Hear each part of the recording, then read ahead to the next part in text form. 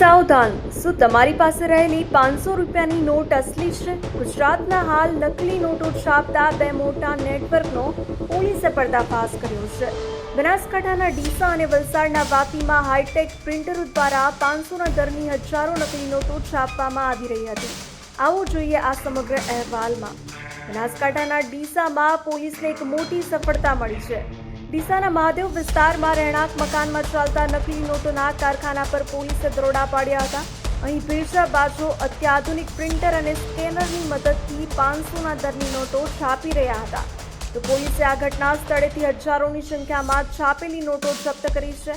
નોટો કાપવા માટે તેઓ પ્રોફેશનલ પેપર કટરનો ઉપયોગ કરવામાં આવતો હતો. તો આ મામલે પોલીસે બે શખ્સોની ધરપકડ કરીને વધુ તપાસ હાથ ધરી છે. તો બીજી તરફ વલસાડ એલસીબીએ વાપીના હરિયા પાર્ક વિસ્તારમાં આવેલા નક્ષત્ર પેલેસમાં દરોડા પાડ્યા હતા. અહીં તપાસમાં ચોંકાવનારા ખુલાસા સામે આવ્યા છે કે આરોપીઓએ ફ્લેટ માલિક મહિલાને 30 લાખના બદલે 80 લાખની લાલચ આપી હતી. તો પોલીસે અહીંથી 500ના દરની 1015 નંગ નકલી નોટો કબજે કરી છે, જેની ફેસ વેલ્યુ 5 લાખથી પણ વધુ થાય છે. કલર પ્રિન્ટર, મોબાઈલ અને નોટો છાપવાના સાધનો સાથે એક મહિલા સહિત બેની ધરપકડ કરવામાં આવી છે. આ રેકેટમાં સંકળાયેલા અન્ય 4 વોન્ટેડ આરોપીઓની શોધખોળ ચાલુ છે.